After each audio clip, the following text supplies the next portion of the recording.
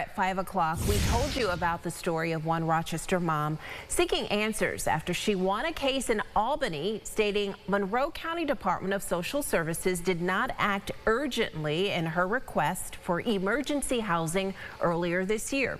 Isabel Garcia joins us once again in the studio with the second part of this mom's story, including more from a county legislator who tells us there's a larger issue at hand. Isabel.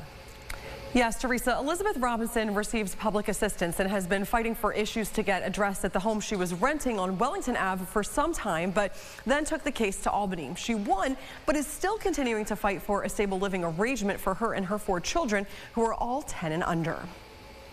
I've won my fair hearing. The county still has not done what they were supposed to do in regards to that hearing. By mid-October, when we caught back up with Elizabeth Robinson, she had been temporarily placed at a hotel following a vacate notice issued at the home she was renting on Wellington Ave in Rochester.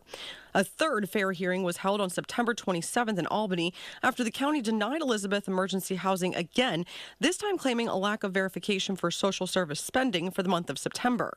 And then the county, oh, we made a mistake. When the agency makes a mistake, it's okay. But any recipient receiving their services, if we make a mistake, we got to worry about our case being discontinued, sanctioned, and all of that other stuff. You can't make mistakes like this that can cost people their children. Monroe County legislator Rachel Barnhart tells me these types of incidents are not unheard of. I think we need to understand this is not a unique situation. This is the third one I've seen in the last year where tenants are fighting to get their units repaired.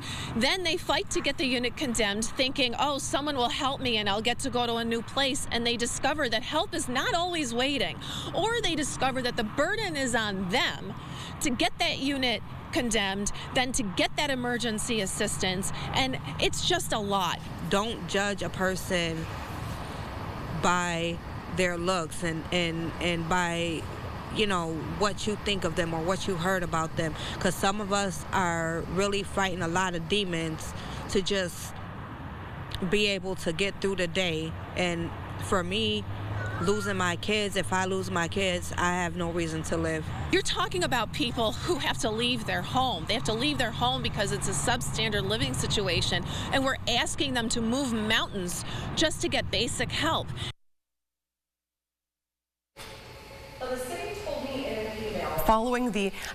told me in an email following the action at the property on Wellington Ave in September, quote, once a notice to vacate is issued, the city encourages the tenant to seek help from the Monroe County Department of Human Services to see if they can be put into emergency housing.